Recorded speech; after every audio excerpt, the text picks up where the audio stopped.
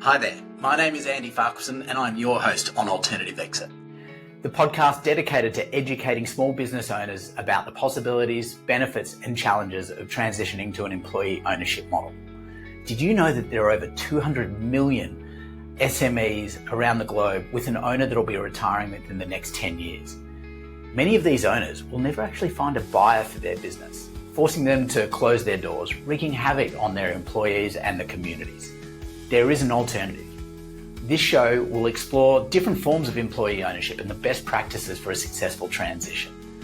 Each episode is going to feature interviews with experts on employee ownership, business owners who've successfully made the transition, and consultants who've helped facilitate these changes. Okay, now let's get on with the show.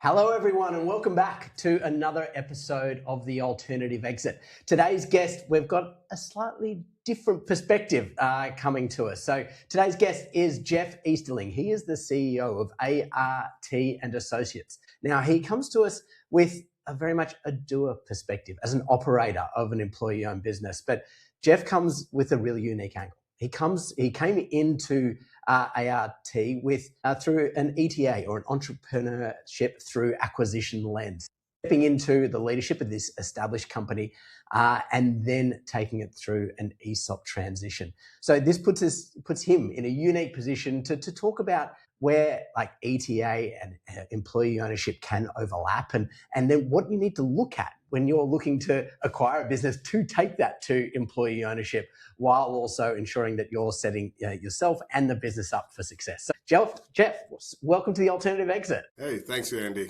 Really excited to be here. Mate, it's such a unique perspective that you're going to be bringing to this conversation. I mean, ETA is obviously on the rise everywhere. I mean, you can't really, if you're probably sort of aged like us or got hair a little bit like us, your Instagram feed is probably going to be filled with people looking to be able to buy businesses. But a lot of it is not. ETA isn't really associated very strongly with employee ownership.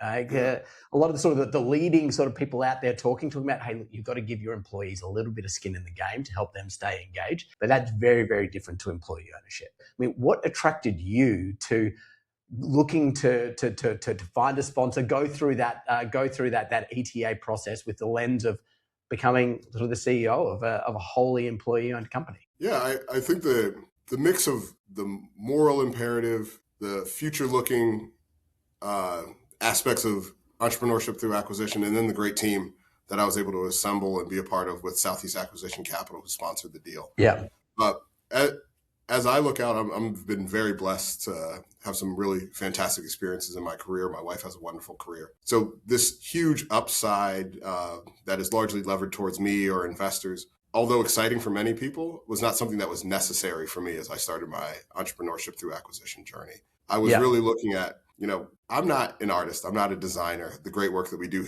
here at ART and Associates, I'm not even a project manager.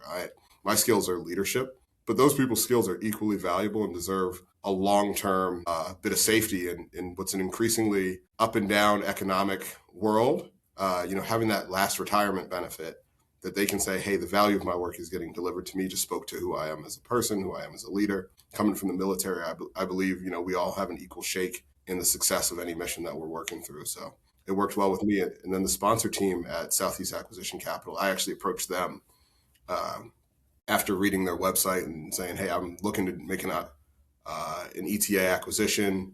Y'all seem to be investing in the Southeast. I'm based in Atlanta. And they were already fired up about employee stock option plans, ESOP plans. Yeah. And I felt aligned with them as leaders. I felt aligned with the sellers. It kind of all came together really beautifully. Yeah, that's awesome. So, look, a lot of people listen to this podcast. I mean, they understand ESOPs, they understand employee ownership. They may not really understand sort of ETA, the ETA space. So when you talk about sort of Southeast Capital coming in as your sponsor for this acquisition, could you just talk to them a little bit through what that process looks like? Yeah, this is probably a pretty new model. To your point, not a lot of people have probably seen a entrepreneurship through acquisition ESOP. Yeah.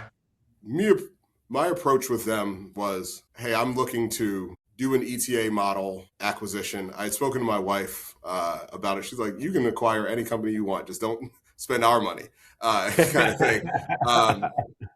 And I was looking for that traditional search, meaning search where the investors provide either the equity or the debt structure and financing so that I don't carry the personal guarantee. Yep. The model that Southeast Acquisition Capital kind of developed is like, what if we help structure the entire deal to get rid of that personal guarantee by either using an SBA loan or new private credit levers so that you can bring in talented young people, as they call me, to run a company while at the same time applying the ESOP strategies and ESOP employee benefits that traditionally only come from an owner deciding out of his or her free will to pass on the company. And it kind of becomes this three-sided benefit. They have a lower risk investment. Most ESOPs are pretty steady long-term hold risks. The sellers can say, hey, I like the deal, and you've brought me this CEO. I don't have to find this person in-house. I don't have to trust this person that may or may not have been chosen already for a reason or may not want to be the CEO. They like their role. Or go find somebody on the market, which can be expensive to them. And then for me, no personal guarantee. I'm picking up a established brand, and I have this wonderful team of sponsors and investors that are already excited about the project and looking for a long-term strategy versus that 5-year build then sell kind of model. Yeah. Look, it's awesome to hear those three sides to that benefit. I mean, because in most like ETA style deals, I mean, you mentioned there that the SBA or the Small Business Administration is program, like where they've actually, in the US, they've got these amazing loans that they do provide to ETAs, but they do require a personal guarantee, which can limit a lot of people from not actually going to put that much risk. So that was awesome. So Southeast actually was able to orchestrate a deal with you, so you didn't require. Yes, and there is a way of structuring this deal through some ESOP, and this is probably getting above my head into the investor sponsor. When you do 100% structured ESOP, there's a way to use the SBA. We ended up not using it. Which, because everybody is an owner, not one person has to take on that personal guarantee. It's held by the ESOP itself rather than an individual. So we were looking through that as a possibility, but we ended up going with private credit. Okay. Now, Jeff, this may be a little bit personal, so you can tell me you can tell me where to go if I go to ask this question.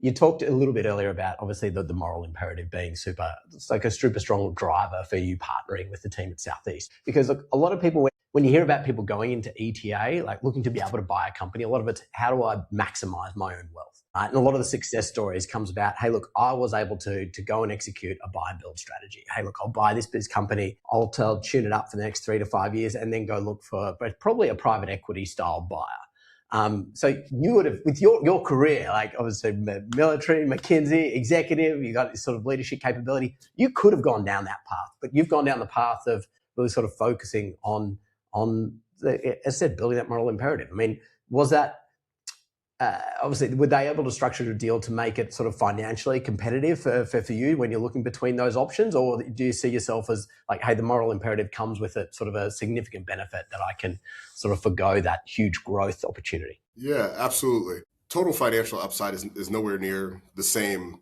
that 3x, 5x exit where you're looking at, a massive turnaround, but it's also, it's also more demanding on me, my family, and most importantly, the employees to say, hey, you were doing a wonderful job, but now we're, $1 million in debt. We need to get 35%. Yeah, you go faster. So now you need to go faster, even though you were doing a wonderful job before. That works for some people. That works for some organizations, and other companies besides ART that may have even been a wonderful fit. For me, in the way that I want to run my teams, run companies that I'm excited about, and be a leader of, and for the employees that I want to lead, I think they have a right, excuse me, my dog is in the office. They have a right to some of the equity that they created. And that has a value to me that doesn't show up on the dollar sheet, that doesn't show up on my tax return. Is looking at the people in the eye who have created this business, and the sellers felt the same way. And I speak extremely highly of them as people and business leaders about, hey, I deserve some compensation for my time and my effort, but I am not the only person who deserves compensation or security for my time and effort. And that I think is going to become more and more resonant as we move forward into the future. So I'm glad to be one of the first movers in this ETA ESOP kind of opportunity. Yeah, fantastic. Well, I'm definitely hoping that we get more of them. Your story is one that we can amplify, because I think it's said that silver tsunami does provide this huge opportunity for people. And look, not as I think, as you've pointed out, not every company's ready for that growth.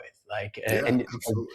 there are so many examples where like forcing the growth and driving that actually ends up breaking the business. It's Yeah, just absolutely. Hyper growth is great. It's built a lot of wonderful industries, but to your point, it's broken a lot of specific companies, it's broken a lot of specific people.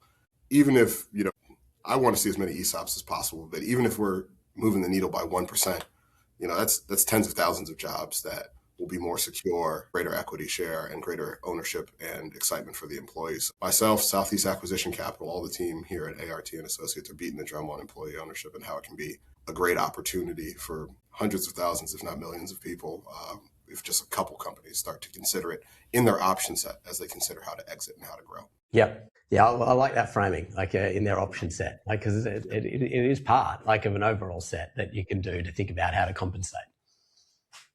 So, mate, I want to sort of take a step back as we think about sort of from the acquisition lens. I mean, look, you obviously you were coming into this with a lens of hey, we're going to be turning this into 100% employee owned. But how did that, with that in mind, how do you think that shaped your due diligence? Like, was there certain things that you were looking for, like over indexing on having a look when you were looking at other companies other than ART, or if you could just talk us through that, that'd be great. Yeah, absolutely. And I came into Southeast Acquisition Capital already had a target in mind, which was ART. Okay. I helped finalize the diligence that they had already begun. And I felt lucky to be a part of that and have some more experienced investors along with me. But as we were running the diligence, one of the things that was not as important was digging down that cost expense line and where are we going to be able to cut and nickel and dime our way into an EBITDA growth model immediately. And also the revenue and the customer concentration, all those are incredibly important. And we looked at them consistently. It wasn't looking for how can we drive prices up as soon as we get there. Some of those simple, how do you drive the revenue, drive the EBITDA immediately? Because there is this long hold strategy and that allows, the longer the clock gets, the less urgent the number is to go up quickly. The goal is to hold this company within the ESOP holding company that we created, but then find another target acquisition that fits alongside the portfolio and have this group of long hold reliable companies where the employees are gaining equity, the sponsors and investors are gaining equity, and I'm helping stabilize, grow, install the ESOP culture, fit, and education to each one of the employees, and then finding, maybe one of them to run it, an outside general manager, and finding the next target, because I think there's a lot of room to grow, particularly in this industry with experienced professionals who are creating. And I think giving them some value for the things that they literally create is extremely important. Yeah, very cool. You talked there about how your value creation approach post this acquisition differs from these other companies. Not looking just to cut budget straight away, not looking to sort of jam on the extra growth, but I'd love to learn sort of what were the business focused value drivers, and then how did you align that with also the cultural value driver that you needed to do to change the company to be employee owned? Yeah, I'll start with the culture. The culture was probably because the employees were being led by the type of leaders who would say, "Hey, I want to sell my company into an ESOP." That culture had already permeated. Through both through the culture that was created here by the wonderful teammates that we have and by the sellers and former leaders. So me coming in and explaining that, I think they were very excited to hear, that I may earn and own more of the value that I create. The thing that I've started to do now is hey, how can I be more transparent? We're going to have our first employee owners committee meeting later this afternoon, which I'm really excited about. So I can get to the root of what will make you feel like an owner and what will make this ownership journey feel really important and impactful to you. The drivers on the more on the revenue side, we have a wonderful team that has found incredible ways to grow and hold customers. We are not recurring revenue based, we're project based here. So we have to sell and then do a good job, and then sell and do a good job over and over again. And we've found some incredible, reliable vendors, partners, and most importantly, customers. I come from Centennial Yards, where I was the chief of staff, which is a wonderful real estate project here in Atlanta. And my network has grown pretty comfortably through that and through my time in the military. And it's reaching out to the former leaders that I had, reaching out to some of the connections that I've had, pointing my sales team, who was so talented and so unbelievably great, in their direction and saying, hey, y'all have a wonderful network. I have a wonderful network. How can we make both of these create a flywheel effect where more people know about ART and Associates and where more people are trying to buy from ART and Associates? And there's some big projects coming down the pipeline, and finding more and more ways to grow that top line revenue, while at the same time, I am reviewing the expenses that are the non-human capital expenses and saying, hey, can we get a vendor management software here? Can we get a new cleaning crew, for that matter, whatever it takes to help drive some of the costs down and revenue up. Okay. How much are you leaning on the team to identify those opportunities for both to reduce cost and also drive growth? Oh, an incredible amount. I'm new here. I've been here for 45 days now. Yeah. And every single day I realize there's something else that I don't know about project management, about design, about implementation. And that's my job, to come in with that humble mindset of, hey, I know project management, I know leadership, but I don't know this business. And I have an open door policy. Please come to me every day that you can with anything that you have. And thankfully, I'd say we probably have 20 colleagues, and all 20 of them have been to my office with, hey, here's how you could fix this. Here's something that could be better. Here's something that I've always thought about. And that's my job to rack and stack those things. I have a huge Excel with every issue that they've told me, with the level of urgency, the speed of execution, the difficulty of execution, and the return to the company. And I'm working my way down that based on its urgency now. And then creating that employee ownership culture where people are proud to be employee owners, and they recognize the more revenue, the lower the cost, the more the value of their experience here. And that's awesome. The ownership committee later this afternoon, but as well as some of those events. We're looking forward to our first valuation day in July. All the things that start to build that community. Yeah. So 45 days in, like what's been the biggest challenge for you, or I don't know, the biggest aha moment in coming out of previously sort of non-owned business into this 100% employee? Can you give me 1 second, by the way? Yeah, mate, no worries. Apologies. All good. Can you restate that? I was just asking, like, it's been 45 days in the role, you've probably seen how you need to lead differently. Well, has there been a moment that sort of really highlighted that, hey, look, how you are leading in a non-employee owned business really needs to change in an employee owned business? Yeah, I think the biggest things that I've noticed are in an employee owned business. Like, I think the second that the former CEO and leadership team told them that it was employee owned to me taking over, they do feel a lot of that ownership, and they're like, hey, here's this thing that we could be working on, and finding a way to say yes, and really listen, and really sometimes, have people say, hey, here's what I need. I'm coming from the military. There is a collaborative culture that's probably greater than people recognize on the outside, but it's still not the same. People weren't knocking on Captain Easterling's door with ideas about how to run things better every single day. And that's a learning adjustment for me, and one that I think is really fantastic. I don't need to be the smartest person in the room and the only person that anybody can rely on. I'm an employee owner, as are they, and we can rely on each other. My job is to steer the ship, but I am not the only person who knows how to steer, row, or raise the mast around here. So that's been a big growth moment, as well as, people have questions about this employee ownership thing, and I am not a lawyer, a tax attorney, nor a policy expert. So I've had to say I don't know more than I ever have. Yeah. And last, I'm falling into a system that's not mine.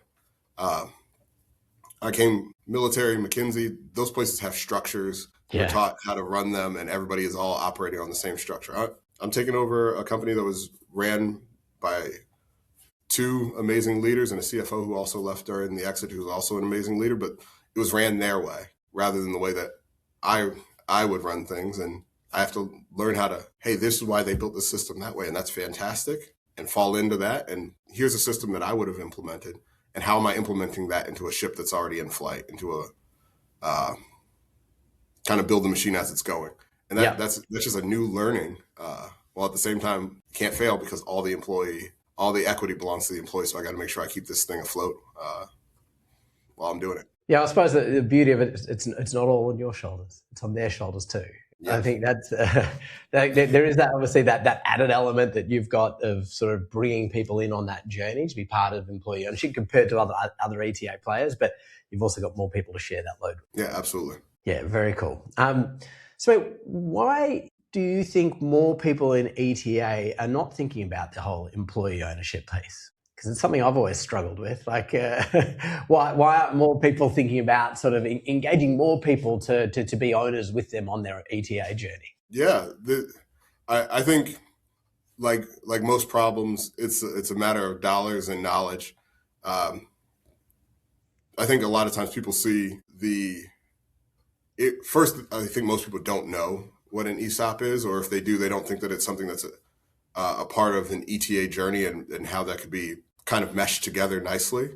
And not everybody can find the kind of sponsors that I found at Southeast Acquisition Capital. Yeah. Which, as much as I reached out to them, it was a shotgun approach. You know, they weren't the only people I reached out to, but I'm so happy that they were the ones that responded, and that they had that same mindset and shared value. So one, you have to know as the ETA entrepreneur, then your investors and sponsors have to know and accept it. And that's where you get into the other side, knowledge, and then the other side, of course, the capital. It's lower upside, it's more complication, it's more expense on the front side. And I think that can shy people off. I disagree, especially as I've gotten to know ESOP more. Like, just because there's not that grand exit on the back end does not mean that it's not valuable, does not mean that there's not money to be made for investors, employees, and entrepreneurs here. I think there's a great number of wonderful ways to make money, either with long hold strategies or with buy build strategies, or even kind of creating a portco, a holdco strategy. But there's also ESOPs that acquire other ESOPs. Yeah, and that, I they're all valid within an ESOP. Yes, all three of those. Yeah, I love that, Jeff. I think that's that's a really big point as well. I think that sort of obviously the knowledge and capital, like knowledge, like there's also awareness. So I put in that sort of knowledge bucket. Like ETA is just people. It's just not prevalent within the space, like ESOPs, and a lot of people think it's just not viable. So yeah, having like the team of Southeast championing that and providing the capital with you obviously makes it a lot easier. Yeah, absolutely. So mate, when you were doing that shotgun approach, reaching out to potential sponsors like Southeast, you said there was obviously something in your profile that stood out for them, right? That talked about, hey, look, this person is going to be a great fit to run an employee-owned business. What do you think it was? I think there's a mix of my pedigree. I don't think that, where people went to school or what they did for work is always the best indicator, but sometimes when you're sending that cold email, it does help.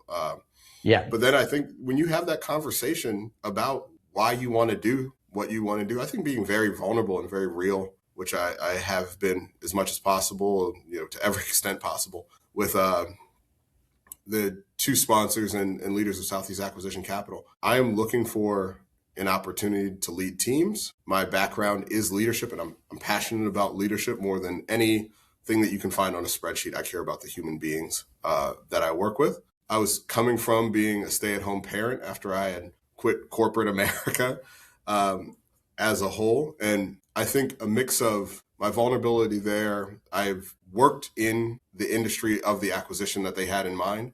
Mm-hmm. Although this is an art and design company, they work mostly with corporate clients. And they work mostly with corporate clients and builders in Atlanta, which I had the opportunity to work with at Centennial Yards. And my network is pretty related. And I also spent the time to tell people in my network, like, hey, this is what I'm looking to do. When I'm interviewing, do you mind if I say, hey, I know this person that works at XYZ company and will be sharing some of their ideas from their book of business when I take over. It was a real family affair between my network and myself and Southeast Acquisition Capital and the sellers, to be honest, because they could have met me and seen the kind of person that was looking to kind of scrape and sell their company and walked away. Yeah. But I spent a lot of time getting to know the previous owners who were, like I said, absolutely fantastic people, and seeing if I had alignment with them as well. And I think that gave greater credence to my sponsors and investors of like, hey, he meshes well with the team that's already there that he's been exposed to, which is great. Yeah, that's awesome. So Jeff, I like to, as we sort of come to the end of the pod, I like to ask all my guests sort of a fast round of 3 questions.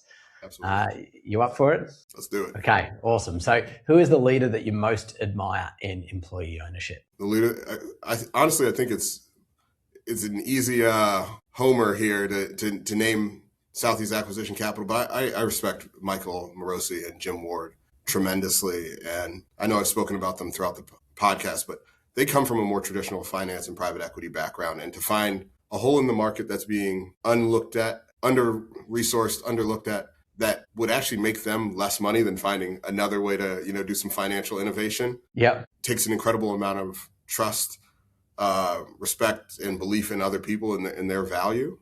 And then to think of a new way to get people like me who want to lead companies into the market and not saying, hey, we're going to acquire this and we're going to run it. We're the only people that can figure this out. Saying they answered an email from me. I have a 2-year-old. He was up at 5 a.m. I fed him, I put him back down, and I would just be emailing people, at 5 a.m. And a couple people responded. A couple people said, yeah, but no thanks. And a couple people said, yes, we believe in you. And no one did it more than Southeast Acquisition Capital, and they didn't have to. So I don't take that for granted. Yeah, that's amazing. It's a great story.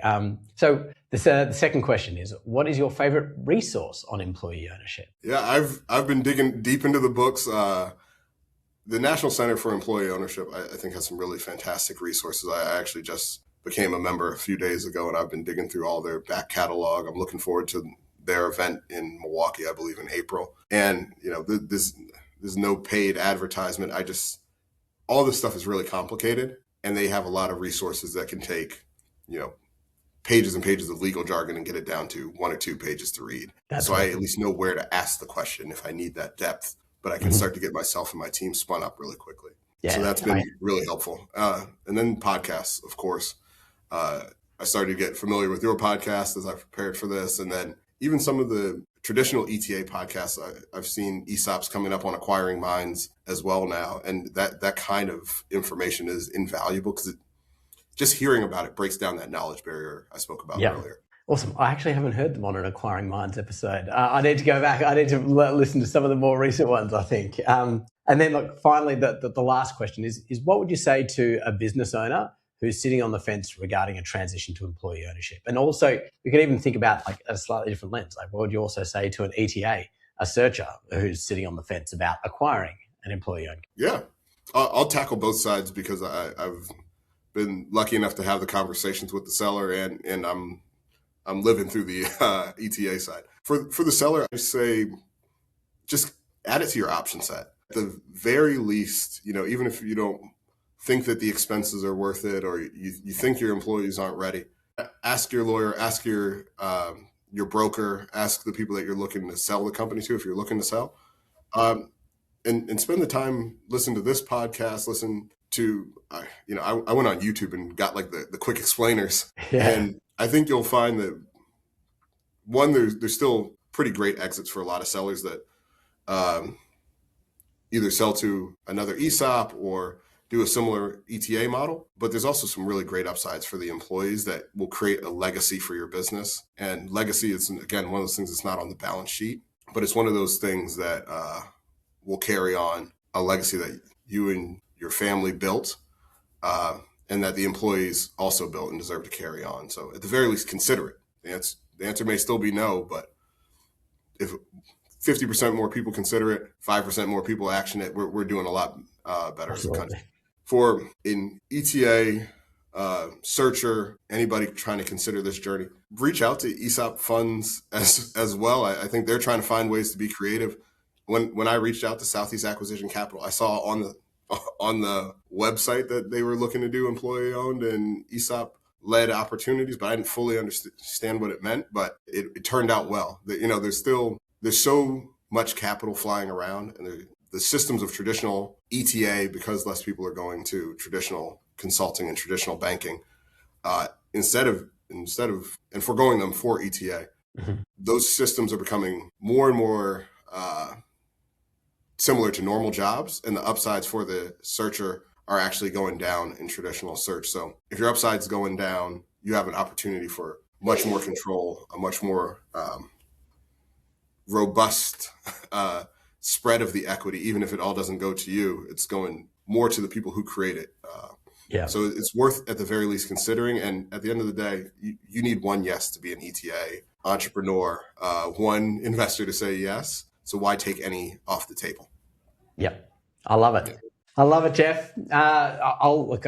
Where can people go if they want to learn more about you or follow your journey or learn more about ART? I'm on LinkedIn as well as ART and Associates. When you're looking for us on LinkedIn, we're A-R-T and Associates. I'm Geoffrey with a G, which sometimes is a little bit hard to find, but I live by the motto, pay it forward, pass it on, lift as you climb. So feel free, email, call, shoot me a LinkedIn message. I will make time for anybody who's trying to gain knowledge in any pursuit. So I'm excited. Yeah. Well, Jeff, thank you. I'll put some of those links in the podcast show notes as well, including for Southeast Acquisition Capital, if anyone is looking to reach out to them or to you. But Jeff, thank you so much for being one of the sort of pioneers in the ETA ESOP space, and hoping that sort of some of your leadership and can really sort of enable more people to go through that journey as well. So Jeff, thank you very much for joining us on the Alternative Exit. Yes, thank you, and thank you for spreading the good word as well. Thanks. Cheers, mate.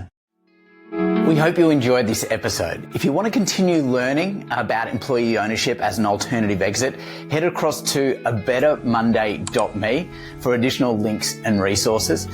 You can also make sure to subscribe or follow along in your favorite podcast app, and be sure to leave us a 5-star review.